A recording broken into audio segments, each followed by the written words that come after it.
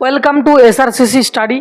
তো আজকে দেখো তোমাদের সকলের জন্য যারা এসএসসি জিডি লাভার রয়েছো, যারা এসএসসি জিডিতে কোনো রকমে একটা তোমরা পোস্ট চাইছো, যে কোনো রকমে যেন একটা আমরা সিলেকশনের দিকে যেতে পারি, কোনো রকমে একটা পোস্ট নিতে পারি। তো সব থেকে যেটা ভাইটাল সাবজেক্ট রয়েছে, ম্যাথ তো স্কোরার সাবজেক্ট, রিজনিংও তো স্কোরার সাবজেক্ট, হিন্দি যারা অপশনাল নিচ্ছে তাদেরও স্কোরারের সাবজেক্ট রয়েছে। বাকি জিকে, এই জিকে হচ্ছে একটা মাথা খারাপের সাবজেক্ট, যেটাতে স্কোর করা একটা বিশাল ব্যাপার হয়ে দাঁড়িয়েছে স্টুডেন্টসদের কাছে। তো অনেকেই আমাকে বলেছো, অনেকেই আমাকে জানিয়েছো যে দাদা বা স্যার, যেই যেটা বলো না কেন, যে এসএসসি জিডির জন্য আমরা তৈরি হচ্ছি, তো আমাকে কিছু একটা মুষ্টিমেয় হিস্ট্রি, জিওগ্রাফি, পলিটি, ইকোনমিতে টপিক বলে দাও, যেগুলোর দ্বারা আমরা সেই কিছু কিছু মুষ্টিমেয় টপিকগুলো করে নিলেই আমরা স্কোরের দিকে যেতে পারবো, বা একটা কোনো একটা আশাবাদী যে আমার পোস্টটা, র্যাঙ্কিংটা, সেটা আমি এগিয়ে নিয়ে যেতে পারবো। তো দেখো, আজকে আমি এই ভিডিওতে আলোচনা করছি এসএসসি জিডি 2025। তোমাদের হয়তো নোটিফিকেশানটা একটু ডিলে হচ্ছে কোনো রকম ইস্যুর জন্য।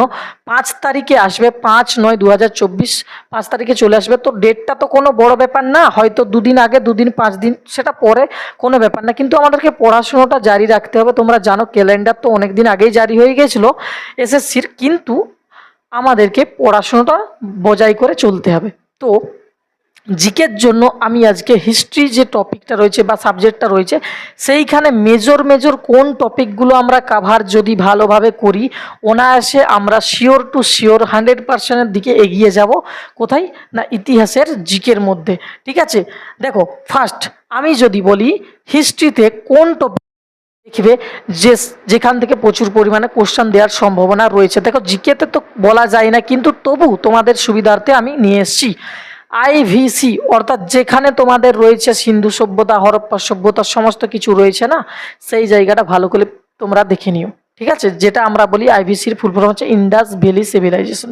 ব্যাস, এইবারে মৌর্য সাম্রাজ্য, শিওর ডান মানো কি স্টার, 5টা স্টার দিলেও কম পড়বে। ঠিক আছে, তো তোমরা এই টপিকটা মৌর্য সাম্রাজ্য শিওর টু শিওর কোশ্চেন আসবেই আসবে, কিছু করার নেই। হয় জিজ্ঞাসা করতে পারে মহান শাসক, হয় জিজ্ঞাসা করতে পারে মানে শেষ রাজা, হয় জিজ্ঞাসা করতে পারে কে ফাউন্ডার, কার সহযোগিতায় এই সাম্রাজ্যটা গড়ে উঠেছে। বিভিন্ন রকমভাবে কোশ্চেন ঘুরিয়ে ফিরিয়ে আসতে পারে। তো জিডির লেভেলে বেশি বড় কিছু কোশ্চেন আসবে না শিওর, তোমরা জাস্ট হালকা দেখে নিও, চ্যাপ্টারটা তোমাদের হয়ে যাবে। ঠিক আছে, এবার ডেপথলি যদি পারো, সময় থাকে পড়তে পারো, তাতে কোনো কিছু নেই। পড়াতে কারো কোনো দ্বিধাবোধ না রাখাই উচিত, যেহেতু আমাদের জিকেটা অনেক বড় একটা টপিক রয়েছে বা সাবজেক্ট রয়েছে। নেক্সট, মৌর্য সাম্রাজ্যের পর আর একটা ভাইটাল সাবজেক্ট রয়েছে, সেটা হচ্ছে কি ঐতিহাসিক বই, যেগুলো ইতিহাস কেন্দ্রিক, হিস্টোরিক্যাল বুকস। আমি বলতে পারি কি রাজতরঙ্গিনী, মুদ্রা রাক্ষস, বিভিন্ন এভরিথিং, অনেক বই আছে, 60 থেকে 100 পিস হয়তো হবে। তোমরা ভালো করে তোমরা নিজেরা রিভিশন করো, খাতায় লিখো বারবার ভালো করে। যদি দেখো শিওর কোশ্চেন আসবে, এমন কোনো সেন্ট্রাল গভর্নমেন্টের এক্সাম নেই যেখানে এই টপিকটা থেকে কোশ্চেন আসে না, আর মৌর্য সাম্রাজ্য থেকে আসে না। কিন্তু তবুও আমাদেরকে আইভিসি এগুলো আমাদের দেখতে হবে, সবগুলোই দেখতে হবে, কিন্তু মুষ্টিমেয় যেগুলো নিয়ে এসছে এগুলো দেখে যাও, তোমাদের হেল্প তো হবেই হবে, কোনো কিছু করার নেই। তোমরা চুপচাপ দেখে যাও আমি যা বলছি, এইগুলো পড়লেই যথেষ্ট তোমাদের জন্য। ঠিক আছে, বৈদেশিক দূত, বৈদেশিক দূত অর্থাৎ যারা হচ্ছে বাইরে থেকে এসেছিল, ট্রাভেল করেছিল কারো না কারো সময়, যখন মৌর্য সাম্রাজ্য চলাকালীন যেমন কে এসেছিল, মেগাস্তিনিস এসেছিল, ঠিক একইভাবে আরও অনেক রয়েছে দূত যারা বিভিন্ন সময় আমাদের ভারতে এসেছিল ঘোরাঘুরি করতে। সেই সমস্ত লোকগুলো তোমরা দেখে নেবে।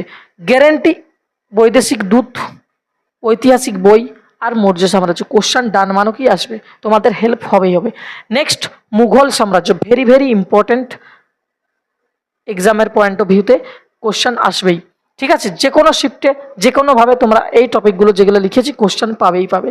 নেক্সট, চোল বংশ, মারাত্মক ইম্পর্টেন্ট, চোল বংশ দেখে নিও। দিল্লি সুলতান, এখানে যে আমাদের 5টা বংশ ছিল, দাস থেকে শুরু করে, খলজি থেকে শুরু করে, বিভিন্ন যে 5টা ছিল পরপর তোমরা দেখে নিও। দিল্লি সুলতান, পুরো রাজিয়ার ব্যাপার সমস্ত কিছু দেখে নিও, তোমাদের কাভার হয়ে যাবে, চাপের কিছু নেই। নেক্সট, মডার্ন হিস্ট্রিতে আমাদের চলে আসছে গান্ধী যুগ, ভেরি মাচ ইম্পর্টেন্ট, কোশ্চেন আসবেই আসবে, কিছু করার নেই।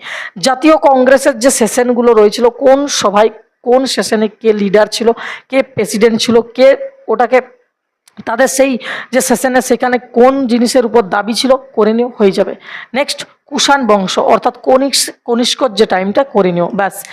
এই যে টপিকগুলো বললাম, এই টপিকগুলো তোমরা যদি করে যাও, তোমাদের হিস্ট্রিতে যে 2 থেকে 3টা বা 3 থেকে 4টা, কোনো শিফটে 3 থেকে 4টা, কোনো শিফটে 2 থেকে 3টা যে কোশ্চেন আসে, ডান মানো কি কোশ্চেন আসবেই আসবে, কিচ্ছু করার নেই। এর বাইরে যাওয়া খুবই অসম্ভব ব্যাপার। তবু তো জিকেতে বলা যায় না, কিন্তু আমি তোমাদের চাইছি কি বেস্ট অথেন্টিক যে মুষ্টিমেয় যেগুলো রয়েছে একদম সেগুলোই বলেছি।